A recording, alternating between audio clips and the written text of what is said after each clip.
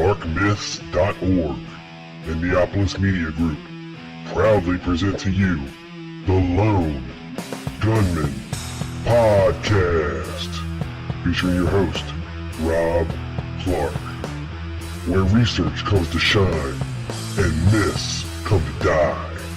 Stay tuned. Be right there.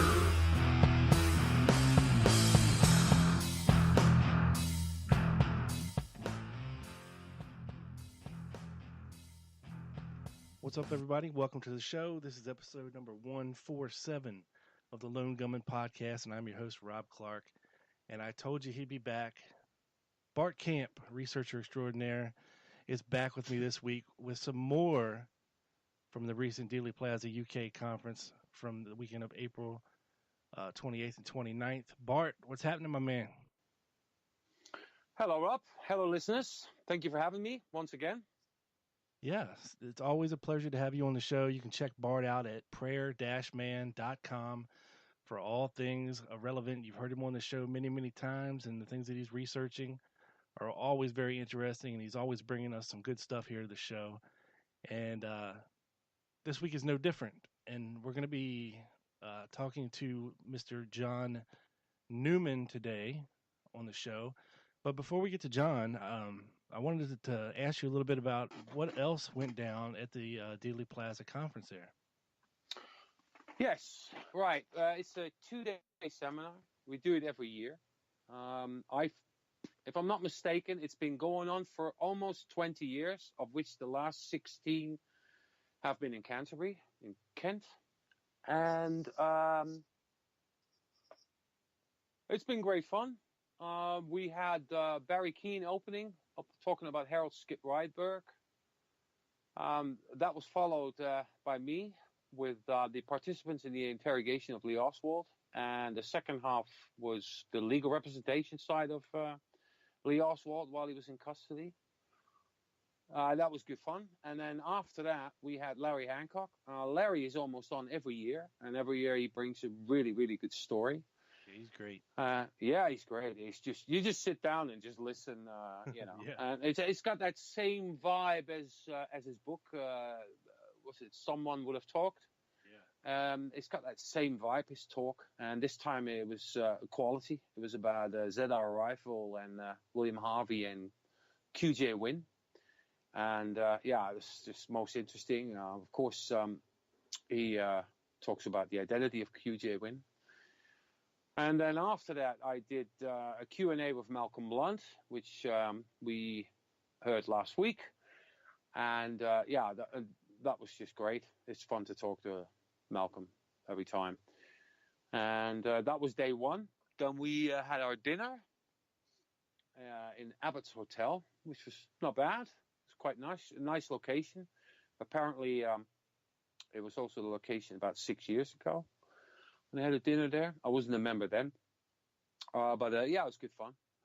And then the next day on Sunday, we always start with an auction. And the auction are basically books brought in by members and artifacts. A lot of them are coins and like silver 50 cents pieces, silver dollars, quarters, you name it. And I myself don't have much interest in that, but among the members there is. Yeah, and got to raise a little money somehow to keep these things going. Yeah, well, yeah, we didn't do bad. I think we did about the equivalent of about $400 worth, so it's pretty cool. There were some good books for sale as well. John Armstrong's book was for sale, and I really loved. There was a copy of the second print of Cover Up by G. Gary Shaw, and it looked really good. And I was thinking of buying it, but I've got plenty of books already, so I just But it's a really nice book. A couple other things that were just really interesting. And then after that, we had David Percox, who's a new member. We've had a few members join us, which is really cool. They're all around my age, like in their 40s and 50s. And, you know, we just get the odd one coming and join us. It's really good because the group itself isn't getting really younger, you know. These guys all started this thing up when they were my age, and now they're all hitting 70s, in their 70s. So, they must feel it Always good one to way get or some another. new blood in there, Yeah, exactly. And also a new point of view, and, that's how it just Right. works. And, Yeah, new eyes. it's refreshing. And then we were originally to have Ian Griggs on about the DPD, but Ian was admitted to the hospital shortly before, about a week. And he had a urinary infection. And so it's not a big deal. And they have been taking care of it, but he was advised to stay at home. So sadly, had to give it a miss. Yeah. And we had Pete Meller, step in. He's also a member. He's been a member for quite some time. In less than a week to go, and he came up with, he recorded a conversation at Lancet 2013, which was between Jim Jenkins and William Matson Law. And this, of course, is all about the autopsy. And graciously, he had printed out the transcript as such. So it was easy to follow. And, it was just half an hour, and it was just really nice of him to jump in as such. Then we had lunch. It's always good to have lunch. And then after that, I had my Q&A with John Newman. I regard John Newman as a god when it comes to documentation and Oswald and the CIA as such. And just that methodical, meticulous approach to it. I've got nothing but admiration for him and his work. I'm also happy that he actually, because he went out of the game for a while and got back into it, the virus caught up with him, so to speak. Yeah. It's just really cool. He's got a book coming out probably end of this year, early next, if it's happening. End of this year. If it's not, then it will be probably early next. And of course, then he's got volume 4s and 5 to follow as well. So we've got quite a few years of his material to look out for, which is great.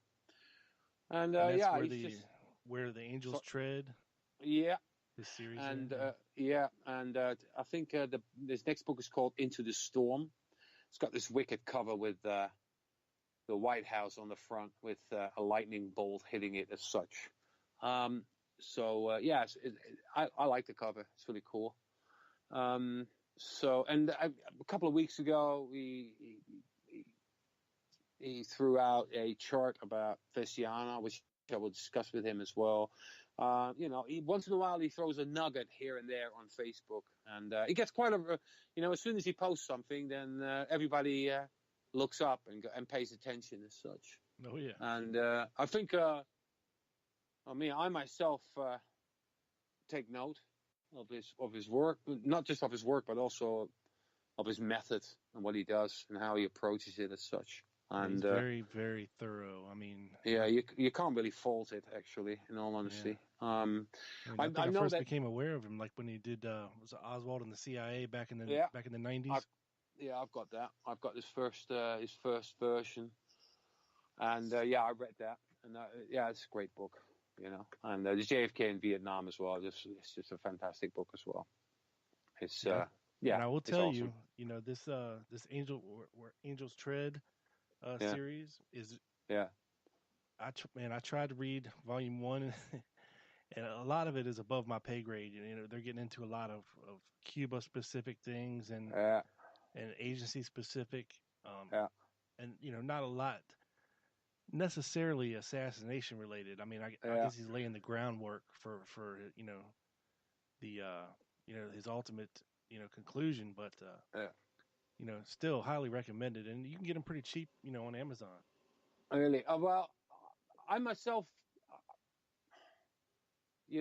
of course, I was interested in Oswald and the CIA thing and the Vietnam thing as well. When he goes really deep, and Cuba itself isn't really my forte or my interest, so to speak. Right. And I don't mean it in a bad way, because I'm tied up with my own stuff, Texas School Book Depository and so forth, and I just got very little time to read books. And I'll tell you what, I only read one book, and that was a month ago, and I read Gail Nix Jackson's book, and that was the first book I read in 2 years' time, which a pretty good book, by the way. And so I can't really like the Angels books, I haven't had time to look into it as such. Maybe one day I will, but so far. So I didn't want to do a book where I was just going to discuss every book and its thesis and so forth, because the thing is also, when he talks about things, it's not like, I'll do that in 2 or 3 sentences. There's a whole story behind it, and he has to explain it as such. So we only had 1 hour available for that, and so I had to keep it pretty generic and go through the history, starting from when he was working from the NSA till now as such. But it was a really good hour. Then after that, we had Jim Eugenio as our final speaker, and that was about JFK's foreign policy. And that was a really good one as well. I think he did a part of it at Lancer. Yeah, it was just good. The videos of all these talks are going to be online next week or the week after. And and then we, of course, had the closure of the seminar, which is done by Stuart Galloway. And Stuart has been the secretary of the Dealey Plaza UK group for the last 10 years. And he's going to stop at the end of this. We have got a new leader, so to speak, Joanne. So this time we are female fronted by the end of this year, which is good. Yeah, I think it's great. We've been talking about who's going to take over the reins from Stuart. I myself didn't have interest in doing it because I'm too tied up with too many things. I'm working on a new Dealey Plaza UK website as it is as well, and that's going to take a few months. Plus, my own research and so forth. So, it was really gracious of her to step in and take over the reins soon. And we'll be getting together in the next few months and talk about the next Canterbury or maybe London seminar. We're not sure whether we're going to stay in Canterbury due to the distance for some of our members. Some of them come from Scotland. So we're talking like they've been in a train all day and they have to go through London as well. If those that are not familiar with the topography of the location of where Canterbury is, which is like in the southeast corner of Great Britain, and if you want to travel towards Canterbury and you're not by car, and you say, for instance, you take the train, you'll have to go through London first, and then and if you come from north, you'll have to cross London first by itself, and then get on the train and go to Canterbury as such. So it's quite a trek to do so, and it takes a little bit of perseverance, but we want to make it a little bit easier for everybody and perhaps hold it in London as such. That's provided we can find the facilities and the accommodation as such for a reasonable price for everyone to come down as such. But we'll see how it goes. But let me ask you, Bart. If anybody over in England and around London and is interested in joining Dealey Plaza UK, how would they go about doing that? The best way would be to actually go to the website, and they can download a form and they can then email it to one of us. And the web address is dealeyplazauk.org.uk. And it's on the front page. You can download it and send it. And what you can do is wait a few months, because I'm working on a electronic form. And we're also having plans of, you see, if you become a member, it's roughly about $30 for a year. And you'll get a magazine that we release every year, once a year. And you get some other odds and sods. But what we're going to do is with that new website is that probably from next year, the videos from all the speakers then from the conferences will be under lock and key and only be accessible to members as such. So right now, our member base is probably 95% British. There's a few people in America and in Japan. But we want to get a little bit more international approach, and people access a member area where there's going to be bits for people to read and so forth that isn't like publicly available as such. So just to, Right. just to have more an international membership, because but this is the thing with the whole JFK thing. Everybody had fanzines as such, like third and fourth decade, and what Gary Mack was doing back in the 80s and so forth. And this was all like Xeroxed or really cheaply printed little fanzines and magazines as such. And times have moved on. So and also our membership base, like I said, we've got some newer people that are much more familiar with the digital aspect of things. So we're thinking of probably getting a members area so members can come to the website and enjoy exclusive content as such. The other thing is that a month ago we had Gil Nix Jackson do a talk for us, and what we do besides the Canterbury seminar is that every 6 to 8 weeks we have a meeting and we go to the pub, and there's a pub in London called the Flying Horse, and they've got a room upstairs and they got a pretty good internet connection, and we got a nice big 55-inch screen and connect a laptop to it and talk on Skype. So we also going to have talks with researchers on a Saturday afternoon in London and through Skype. And those things will be videoed as well, and they'll end up in the members area. Right now they're all free. I'm just bunging them on my Prayer Man YouTube channel, but at some point they will get hidden. So Right. yeah, at some point we'll have this website live. It'll probably be by the end of this summer, some point. So that should be good fun. So, if hanging out in a pub and drinking pints and talking about JFK is your kind of thing, and we all know how it is. There's not a lot of people you can sit around and actually talk about JFK with in real life. This is a perfect opportunity for folks over in Great Britain, to join a fantastic organization and enjoy it with like-minded individuals. Yeah, it's great fun. I mean, everybody's always like, "Yeah, I'm looking forward to coming," and just I mean, those meetings. We have anything between around 15 people coming in there. So it's, and the room is not that big. So, but it's it's big enough for us, and it probably house about double that. But so everyone's got plenty of space to sit around, and we order from the bar downstairs, and and all new members. Bart told me he will buy you a beer. The first one's on him. Oh, that's not a problem. First one's on me. No worries. There you go. So, but let's go to John Newman. Yeah. And it was a great talk, and I was honored to have him.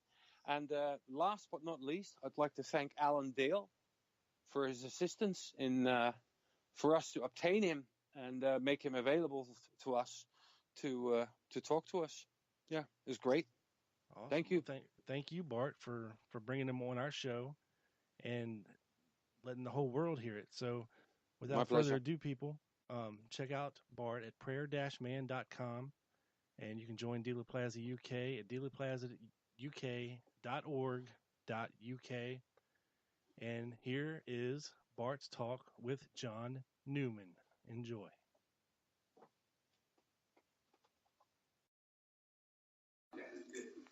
Okay, I think we should just start at the beginning regarding your cryptologic career. You worked through the military assistant. You were a military assistant to the director of the NSA, General Olsen. Would you mind telling us a little bit about that? A lot of that work was done for NSA either in field stations overseas or back at NSA headquarters. Eventually, I ended up back at headquarters and was assigned to B Group, which handled East Asia, and I represented the NSA at all of the national intelligence estimates done at the CIA that had to do with Eastern Asia. I did that for a number of years with a new director at one point, General Odom, and he was a world-renowned academic, and one of the first things he wanted to do was to take a look at the performance of NSA on the NIE. And when he discovered that I had been taking exceptions and footnotes to the State Department and the CIA on a lot of the estimates, to make a long story short, my desk ended up outside of his front door. And for the next couple of years, there wasn't anything that went into his offices didn't go over my desk. I was the intelligence assistant to him for 2 years. Right. That basically also got you into investigating the JFK assassination. Did it not start at the end of your career as such? It was a catalyst for my dissertation. I had been looking into not so much the assassination as Kennedy's policy in Vietnam. I had 3 degrees. I was working on my PhD, so they were all on East Asia, so Vietnam wasn't something that was foreign to my concentrations over all the years, undergraduate and graduate work. And Odom and I were on an airplane going down to a Navy intelligence school down in the Carolinas, and he put down his New York Times and asked me what I was doing my dissertation on. It was obviously time for my quarterly counseling review. And I explained that I was going to do it on the succession of Mao Zedong in the People's Republic of China. And then he said, "Oh, come on, you can do better than that. That's too easy for you. Why don't you step out of your safety net and do something a little more harder, than that?"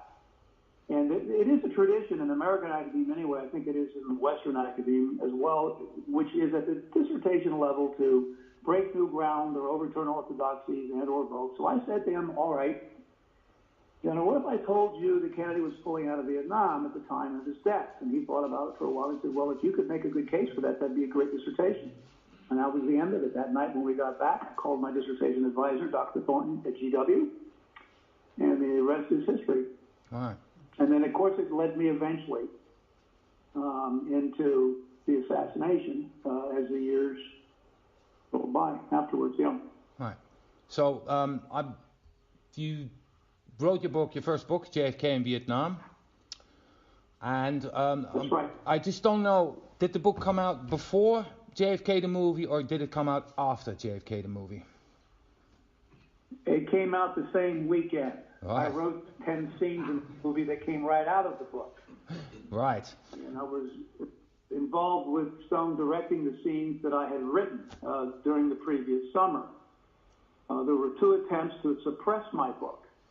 First by the NSA themselves, which is a long story. They eventually gave up.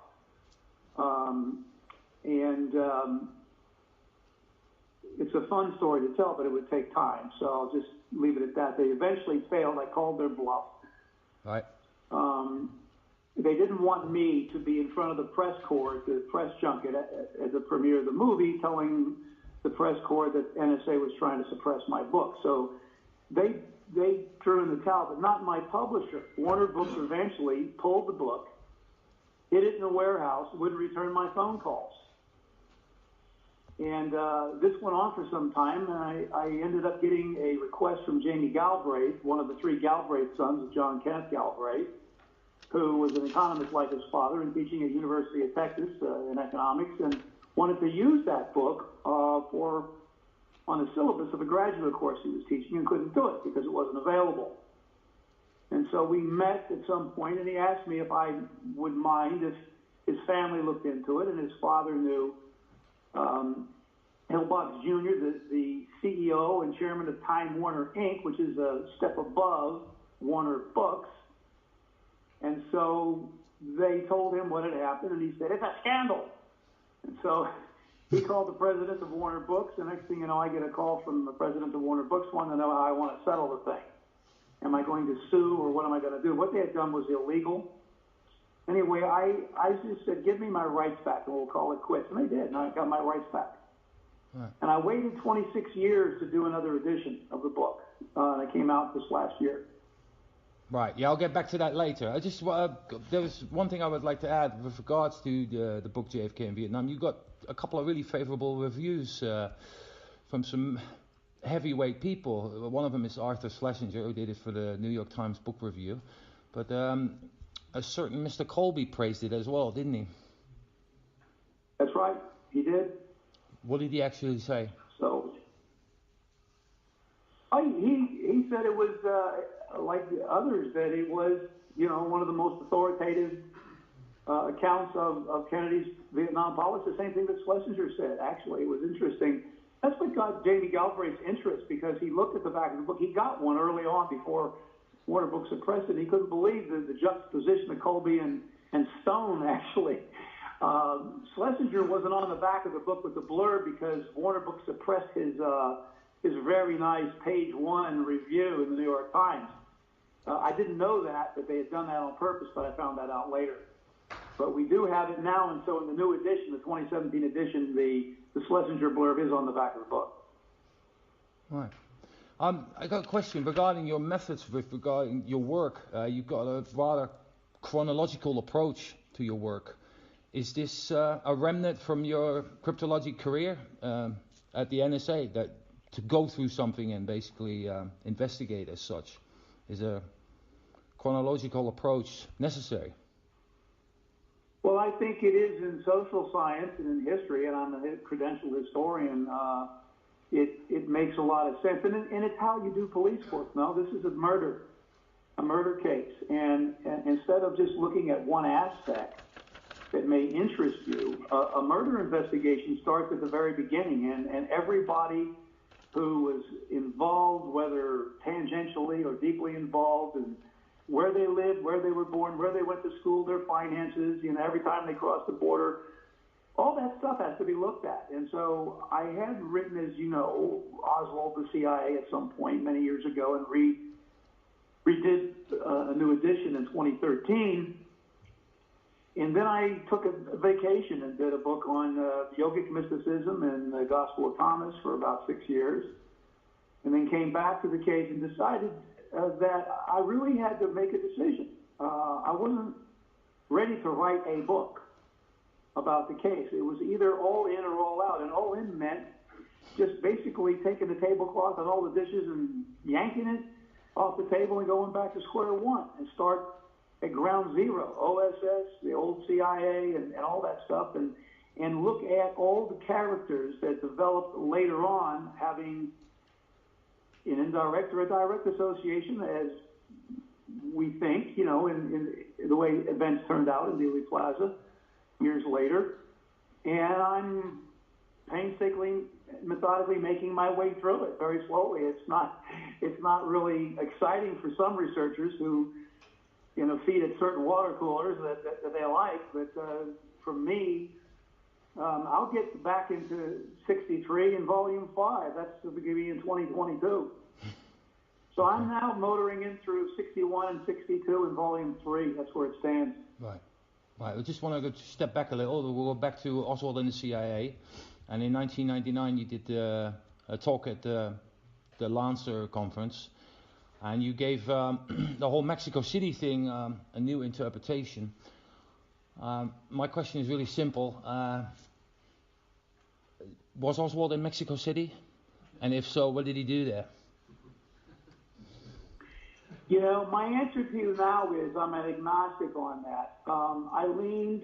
I've always allowed for it could be him, it might not be him. Either way, he's impersonated. Right. So that's the important thing, because the plan A, to get into Cuba or to make it look like he went to Cuba, did not work.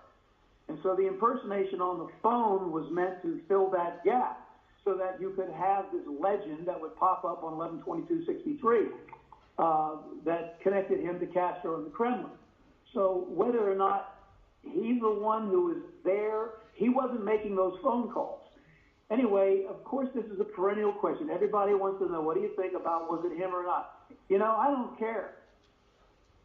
It could have been him, and it might not have been him, but that's not what matters to me. What matters to me is how the trip, whoever was there, whether it was him and an imposter, how it was used to prevent a cover-up and the murder of the president. Right. So that's how I feel now. It wasn't exactly the way I felt that many years ago at Lancer, way back then, but yeah, that's almost 20 years ago. It was new at that point. We didn't have the Lopez report hadn't been released yet, and so I wrote what I wrote about the impersonation of Oswald based upon what I knew about what had happened inside the Cuban consulate and the Soviet embassy. And it was clear to me that the person who was supposed to be Oswald didn't know what exactly was going on inside the buildings. You could see them walk in, you could see them walk out. So there was a big disconnect. And so I stepped out on it and said, here's what I think. And I was amazed when I saw the Lopez report, Eddie Lopez and Dan Hardway, I should say. It's not just Eddie's report. That's what they had concluded, that the person on the phone was an imposter. And I had no idea that when I first wrote the first edition of Oswald the CIA. I had to base it, I had to make a call one way or the other, and it looked to me like it couldn't be him. Yeah. And so my views have evolved over the years. It's the same thing about who's shooting Kennedy. I don't care about who shot it, whether Oswald did it. Tend to think he probably didn't, but that doesn't matter whether there was one shooter or two shooters or three shooters or four shooters. What matters to me is however many shooters there are, who was behind the shooters, right? That's what I care about. Right. And so I'm gearing my sort of police work here in that direction so I can find out where the plot was hatched and when, how far back we go, and what were its characteristics and what did they expect, and how to get away with it. That's more important than who pulls the trigger. Yeah. To me. Yeah, anyway. No, fair enough. I just want to step back again because you mentioned it that you quit for a while and immersed yourself into yoga instead. I just wanted to know two things basically. What was the reason for you to pull out of it, and what sparked it again, the interest to get back into it again? Okay, fair enough. I needed a breather anyway, and I by that time, 2011, I think it was. I'd come to know a lot of people who had been a generation before me. They were still alive, many of them, and then others. And I was aware of the rabbit hole syndrome, if I can call it that. People falling down into the rabbit hole of the Kennedy assassination and having no other life. And not only that, but getting angry with people that didn't share their views. Instead of working collegially, you had this wide array of people that were angry with each other a lot of the time. Especially around the Dealey Plaza forensics thing. I went to a lot of these conferences, and oh my gosh, the hollering and screaming and invective and all that kind of stuff around it really turns me off. Anyway, I just decided I would like to have more of a life in the Kennedy case, and so I've been very interested in mysticism and things like that, and it turned out to be a work that had a lot of unexpected things for me. So it ended up taking 6 years to go through, comparing the mysticism of the Gospel of Thomas, maybe a little bit Gospel of Mark, the mysticism of Jesus to the archaic mysticism of yoga. It was a good project. I say it was a vacation. It was hard to do, about 8,000 footnotes or something like that, but it pulled me into the subject matter and a lot of people that were around me, and so it was a good thing to do.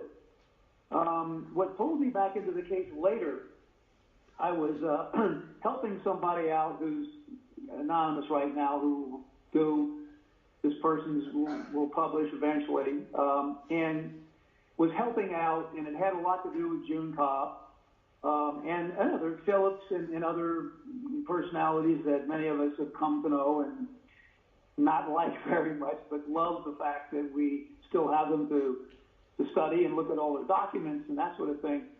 But in that year and a half or so was when I decided I can't do this. I really can't go on doing this unless I make up my mind that I'm going to actually do this all the way to the end. And so that was the decision. It was okay. It was fun to be, doing things again, but it was a lot of work, as it is. Anybody who's done serious research in the case knows that this isn't easy stuff. And so I'm like, one of the things that helped me make up my mind was, whereas my wife hadn't been so enthusiastic in previous years about it, and you may know people whose spouses aren't very happy with the amount of attention they give to the case too. That's not unusual. But in this instance, my wife actually said, yeah, you should do this. And I was surprised. But anyway, there were a lot of factors that went into the decision, Bart. I can't say it was any one thing, but the main thing was whether I was really serious or not. And serious meant, to hell with what I know now. Let me go back and start all over again. I did that 3 times with that Jesus book. Threw the manuscript away and redid it until I had to take myself out of the story. and just fasten my seatbelt and take the ride. And that's what I'm doing right now in the Kennedy case. Right. Great stuff. You just mentioned June Cobb. Can you tell us a little bit more about her? I could bend your ear for the next 6 hours on June Cobb. Let's stick to 5 minutes. There are like 4 chapters on her. There's a couple of chapters in Volume 1 where angels tread lightly. That's her phrase, by the way. She wrote a memo to RFK after the Bay of Pigs, saying, I've heard that a woman can be excused for treading where angels, for stomping where angels tread lightly. And I like that. So I use that as a subtitle for the work. But then there were 4 chapters I put about all of the stuff she was doing with the CIA before she's supposed to be working for the CIA in Volume 2, Countdown to Darkness. So she was involved in narcotics with the Federal Bureau of Narcotics, smuggling stuff to penetrate a Colombian cartel and busting them and working with the FBN. A lot of my interviews with her and some of the correspondence that she had with the Federal Bureau of Narcotics was stolen from my West Virginia property where I used to live for a number of years and then commute back to Maryland to teach. And so while I was gone one weekend, some people came in and decided to help themselves to all the Cobb stuff. The only thing is they missed several important pieces of evidence because I had misfiled them, so I still have some of them. But anyway, June Cobb was she has as big a 201 file as anybody does. And we have yet to see her and a lot of her associates, their materials fully released in this 2017 release. It's one of the most pathetic parts. By the way, I think there are a lot of good things in this 2017 release, things that are very important. But the June Cobb stuff is very disappointing, as well as the Odios, the Eunice Odio, and other people that Cobb interfaced with in Mexico City. All that stuff is much of it is still completely redacted. But she's a fascinating character, Cold War female spy who did things, who penetrated Castro's inner circle. Very hard to do that, but she was intrepid. She did that. And so, what else do you want to know? I mean, there's so many aspects to this woman's life. She, as Philip said, when he was asked by the House Select Committee, Dan Hardaway asked Phillips about her, and he said, well, blind, flew an airplane, which is interesting because we don't think she did, but she might have. Anyway, had a track record for hitting beds in Cuba, and so Phillips painted a rather interesting picture of her, but that aspect of her life was known and used by counterintelligence at the CIA, the counterintelligence staff, and the foreign intelligence staff actually had a presence in WH4 in the Cuban operations, like they had a presence in all of the covert action desks for other area responsibilities in the world, and they ran their own operations underneath what WH4 was doing with the Eisenhower plan.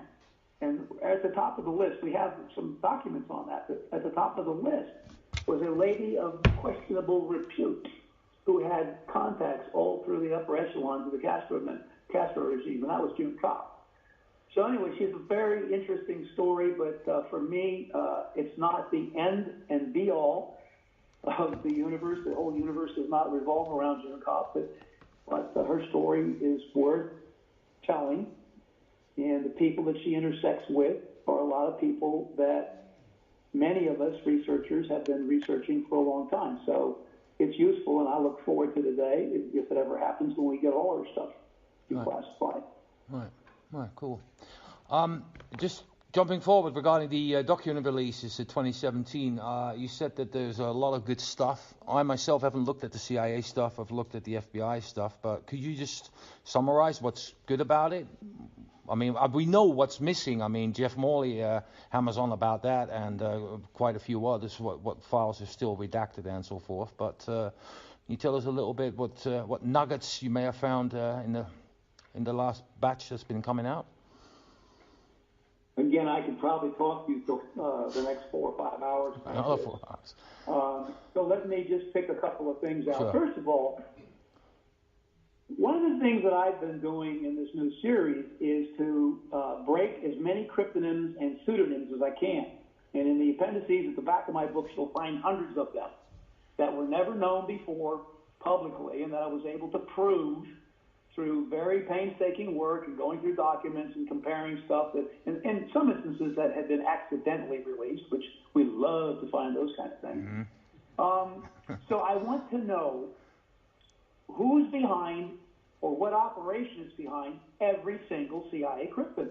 And I want to know who's behind every pseudonym. Often one person has not one, but 2, 3, or 4 different pseudonyms. And that's how they break the story apart and compartmentalize it so people like you and me and foreign intelligence organizations cannot figure out the story. And so that matters to me a great deal. I don't know how you can say you're doing in-depth research on the case if you are not working like Bill Simpich and Jerry Shinley and a bunch of other people I know who work with me and have over the years, if you're not trying to break these crypts and pseudos, right? And so this 2017 release is fantastic in that regard. There's scores of them. Digraphs for all the countries we haven't had, for example. That's helpful to know what country we're talking about, right? And then in other things. Plus, a lot of the things that I did, crypts especially, and some pseudos, and published in Countdown to Darkness, were magically released in the clear. I don't know whether the reviewers decided that they shouldn't be hidden anymore because I'd already published them and proved them or not, but anyway, a huge number of them in Countdown to Darkness that was published before the 2017 release were confirmed. So that gave me solace that I was going down the right path there. But even if that was the only thing we got out of this release, that in itself is a very big thing. All the crypts and pseudos that we've come across, okay? Now that's not one person, or that's not like the memo they wrote about shooting Kennedy and Dealey Plaza. No, it's not that, but it's very important to fundamental research on the case. Okay, so that's just one big example.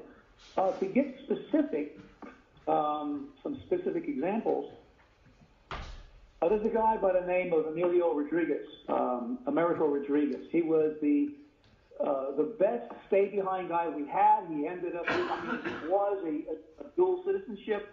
His father was A.M. Jute-1, who was Ernesto Napoleon Rodriguez. A lot of people know about him in New Orleans. But his son, Emilio, was the most carefully protected CIA asset ever that I know of. And I was able to actually prove who he was, his crypt AMIR1 and his pseudonyms and all that he did during the period right after the break in relations between Cuba and the United States, as really one of the top 3 guys in the stay-behind nets, along with Tony Sforza was another one. Very interesting character, as many of you may know.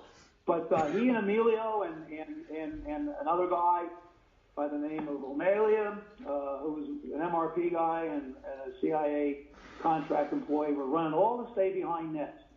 And I did a lot of work. It took me about a year and a half to uncover Emilio's.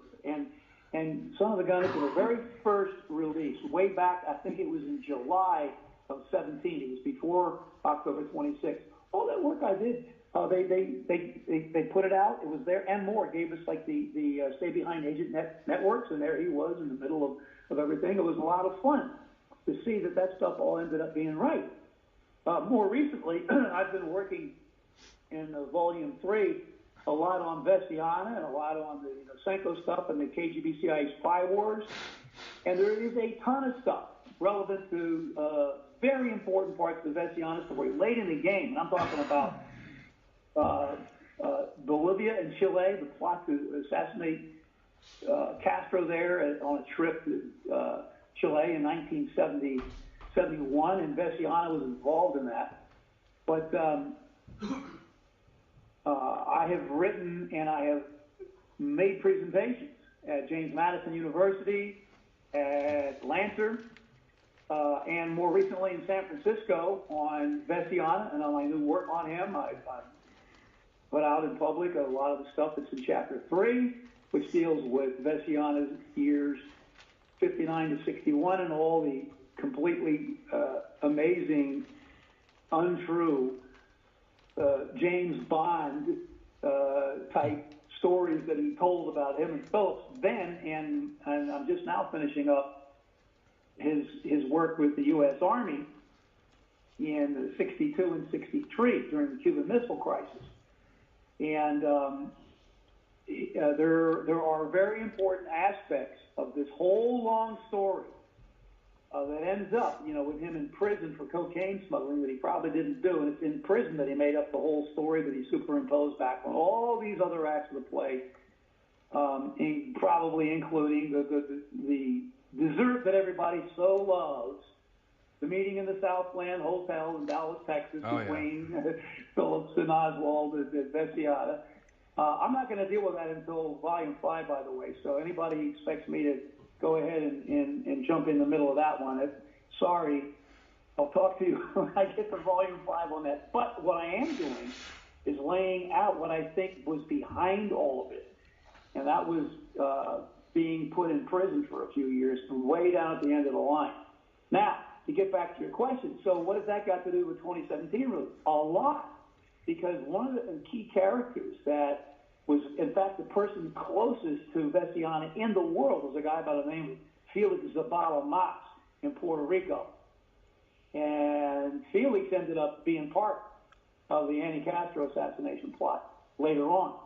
But a ton of new documents, many of them almost wholly unredacted, pertaining to Zabala, have been released only in the 2017 release, and have given me just a huge amount of encouragement in what I'm doing with Phillips and trying to figure out, if we can rescue anything, true parts of his story. And I think there are some that really originate at the end of the line rather than the beginning.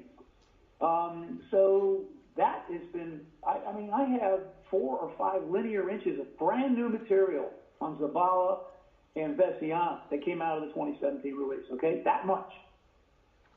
And I like to go on, but so for me, here's the problem when you talk about the new release. If you just started working on the case in the last 5 or 6 years, you don't have a prayer, I don't think, of getting very much out of this new release.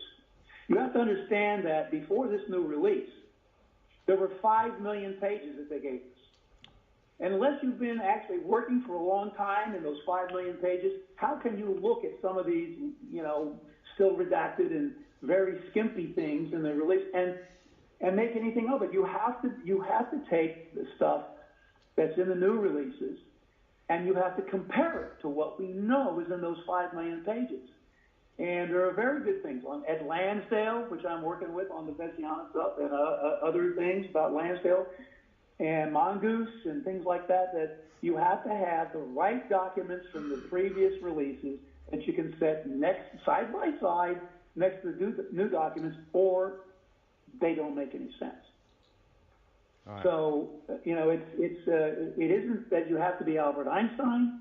You need to be a good police grunt. Roll up the shirt sleeves, get out your stubby pencil, and do old-fashioned police work. Yeah. And it's a long and laborious process, no doubt. It is. Yes, obviously. I just got a quick question with regards to the bureaucracy of the agency as such, and specifically the Office of Central Reference, and a part of that is the Office of Mail Logistics. Why is this important? Well, the House Select Committee tried to get into that by looking at the record and routing sheets, because it goes through Records Integration Division first, and actually even before that, Office of Mail Logistics. So the reason it's so important is because these organizations, OCR and RID and OML and others, they're not just those, but there are 4 or 5 others as well. They determine, we used to call them the little ladies in tennis shoes, but they're the ones who know the most, actually, because they decide when a piece of paper comes in from another agency, who gets to see it and who doesn't. Now, they don't make the decision in the blind. The security office and the counterintelligence people are right there to make sure if they have something they want to do with this stuff, and there's things, people that they don't want to see, those arrangements have to be made before the piece of paper, the document ever enters the distribution chain or the dissemination channels. So you can't possibly solve any mysteries going on that the CIA has been withholding from us all these years if you do not know that whole side of the structure. And you've already had somebody at your event this weekend who I consider one of the leading authorities in the world on these parts of the organization. That's my good friend Malcolm Blunt. There's nobody better versed in this who's done more work than Malcolm has on this extremely important part of the agency. He's sitting right here. It helps us, for example, it helps us understand the mole hunt. Without understanding these parts of the CIA, there's no way we can make sense of what Angleton was doing and how he expected to track the mole. Right. Got it. How do you, actually, that's an interesting question for me, but there are, like, I don't know, known people. There are about probably half a dozen people that really dig into the agency as such. But in what way do you differentiate from each other, actually, when it comes to the research? How do we differentiate from each other? There might be... So, for example, one person might be more of a specialist on something here that somebody over there isn't. But I have to tell you, for the most part, when I think about Bill Simpich and Malcolm Blunt and Dan Hardway and Jerry Shinley and people like that, we're all interested in the same things. Right. And so we share stuff. And so one thing in one compartment, even though, say, Bill Simpich might have been working harder on that than I have, it's still important because it affects what I'm doing over here in this other compartment. Right. If we're right, if we are on the path here to where the people that we suspect ultimately played some role, larger or smaller, direct or indirect, in the assassination, you have to know and stay abreast of what the best minds are up to on the case. Yeah, so I don't differentiate myself from these other researchers. They healed me. They helped me. They are part of why I can do what I do. I couldn't do it without them. Right. And that's vice versa. I think we're collegial. We might disagree, but usually the disagreements don't last very long because somebody's right and somebody's wrong. And when that happens and you're wrong, you just say, "Yep, I missed that one. Okay, let's move on." So there isn't a whole lot that differentiates us. We don't stand under a flagpole and swear by God that this is it. I'll never change my mind. No, that's not how it works in my life anyway. I really enjoy working with the researchers that I've come to know and trust. That's really who don't have predisposed views on things that will change their mind in a heartbeat if you show them a ray of light. Right. Well, that's really refreshing to hear because normally within the Kennedy assassination research, there's nothing but bickering and fighting and God knows what. So. Amen, brother. Amen. Yeah. Right. We've got a couple of questions left. You mentioned Yuri Nosenko. Yeah. Was he a legitimate defector? Absolutely not. Biggest fraud ever, which is what Sergei Kondrashev actually asked Pete Bagley in the end, before he died. He said, how could your service believe in that man? And Kondrashev knew him better than anybody. He was his case officer. Kondrashev was the number one counterintel guy for Soviet intelligence throughout the Cold War. And I've written extensively on this in Volume 3, so it's not published yet, but I have given 90-minute presentations 3 times in the public, and they're on various websites and stuff, so help yourself. But understand this, it is complicated. Because when you enter, it is a wilderness of mirrors, and it's not just about Nosenko. Nosenko is one of many false defectors. And then there are good defectors. And then there were false defectors that turned into good defectors. And then you have one service working against the other service. And there's lies everywhere all around. So it is not for Cub Scouts, okay? Either you need to prepare yourself to be schizophrenic and go crazy at times if you want to enter this labyrinth and try and figure it out. But it has to be done because, well, for a lot of reasons, for none other than Nosenko shows up a few weeks after the Kennedy assassination with this bullshit story about, I was the one who handled the files, and I did all this stuff, and I knew everything about them. And it's totally untrue. But that's only the end of the line. If you go back, and it's just like with Vesiana. Everybody likes that part of the story, right? The dessert, as it is with Vesiana in this Southland Hotel thing. Yeah. What about Acts 1, 2, and 3? You have to go back and look at Vesiana in Geneva in '62, where everything he said to Bagley and Kiesewetter was false. He was sent by Grivenoff, the second chief directorate, to throw the scent off of all the good leads that had given us in the Popoff hat. And so he was a false defector from square one. But people aren't interested in that. They're interested in just one little piece later on, downstream, that helps some part of the case, I suppose, that they're making. But you can't do that. You have to take each one of these people and lay out their entire life. And in that context, you're more able to make judgments about whether they're telling the truth or not.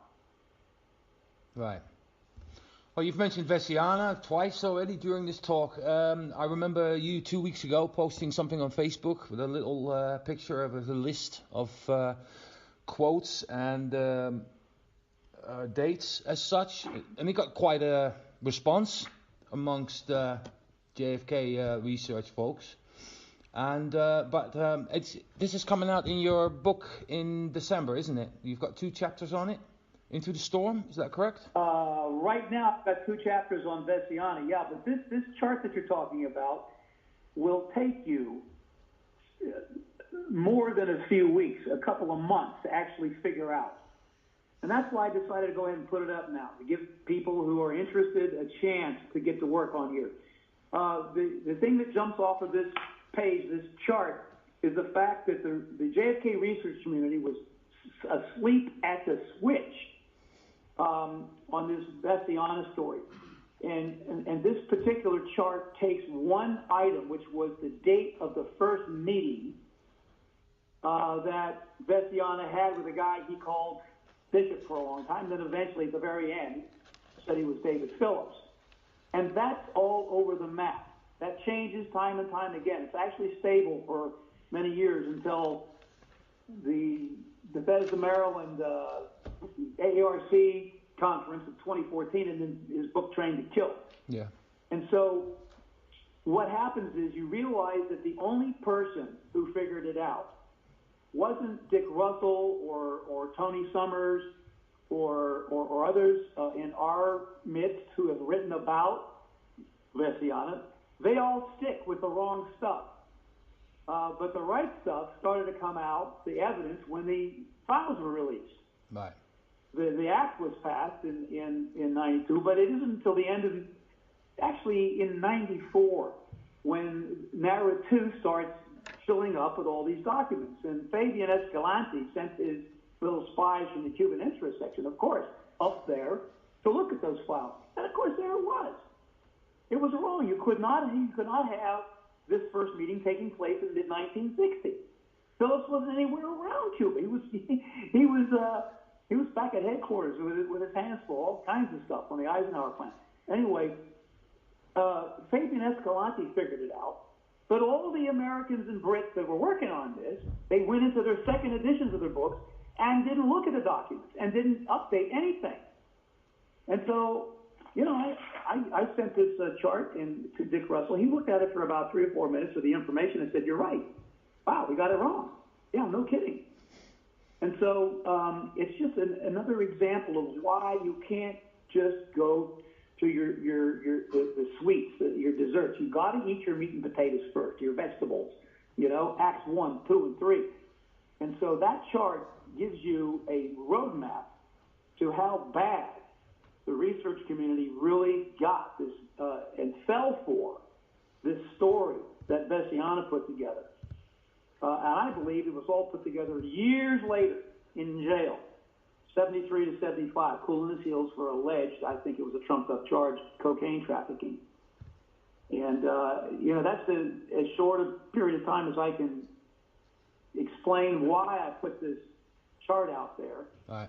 I've done more than that, in public presentations, but they're not always easy to get, or the fidelity of the audio might not be so good. But anyway, you can just take this chart all by yourself. You probably have, Tony's book and Dick Russell's book. You can look them up. You can see what went wrong on the Vessiana story from the very beginning, and why we need to be very circumspect before we go to this Southland Hotel extravagant meeting and just say, okay, well, there's no evidence for it, right? It's just he says it. Except that you got a young man who years later decided he was there too and said something about it. But I don't really want to get into that. I will return to that also in Volume 5. It's off the table as far as I'm concerned for me. I'm interested in the rest of the story. Right. And that chart, I did get a lot of feedback on Facebook, but it's been making the rounds behind the scenes in the research community. Right. Okay. My final question is that we know we got Into the Storm to expect in December. Is that correct? So far, what happens is when I get there, if it's not finished, it's not finished. That happened in Countdown to Darkness. I was away 2 or 3 months. So I'm not going to stick to a publication schedule if I'm not done writing. No, of course not. No. Right now, I'm doing pretty good. The second Vessiana chapter was longer than I wanted. It took more time than I wanted it to, but I've got about 7 chapters finished. They're very polished, and they're very, very interesting. I won't list what they are right now. Anyway, I have been talking about the Vessiana stuff and the Senko stuff publicly. But if it's not out in December, it'll be out soon after that. Okay. But that's my time frame. Okay. Is there anyone else here in the room who wants to ask a question to Dr. Newman? No. Yes? Come forward, Peter. Oh, speak out loud. Yeah, right. I just love 1 and 2 and can't wait for Volume 3. Is there anything in Volume 3 relating to Dag Hammarskjöld? Did you hear the question? No. I did a lot on the Congo in Volume 2. I think at least 3 chapters. Now, the Dag Hammarskjöld death or murder, however you want to look at it, is later. I could do some, but I think Lisa Pease has got something coming out on that and would probably be a lot more than I would have time, because when I do something, I want to put it under not just the electron microscope. I like to go down to the subatomic particles, into the quarks in there, and it takes a lot of time. So my sense of the Hammarskjöld wreck is that it wasn't, and it was probably an assassination, but it's not something that, I did my thing for the time being on the Congo. Terrible chapters, actually. I don't know if you've read them, but they're awful. That story is awful, what they did to Lumumba. Yeah. I don't have a plan right now to have a chapter on Hammarskjöld in Volume 3. Okay. Yes? Since Vessiana is one of the few people who are actually still alive, you've got to be very careful about what's coming out in the next book. Yeah, I was there, because I'm on the ARC board of directors, and I presented at our conference in Bethesda, and so I was there, for Vessiana's presentation. It was like a coronation, actually. And his son was there, and it's not just that, Marie Fonzie was there. And Vessiana did a lot of this stuff and didn't tell, ultimately, what he had to say about it till Fonzie died. Why is that? And so it isn't just Vessiana who's still alive. What about his family? What about Marie Fonzie? What about people, whose lives are going to be negatively impacted if what I'm saying is true, And maybe they won't be negative. Maybe they'll just embrace whatever it is for the sake of those who are dead and gone. I don't know. But I'm less worried about Vessiana, who told the tale, than the people who love him.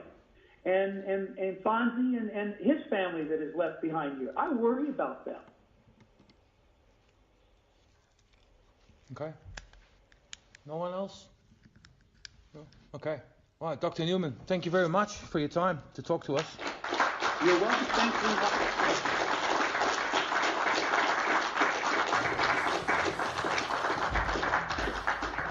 Thank you and bye-bye. Bye.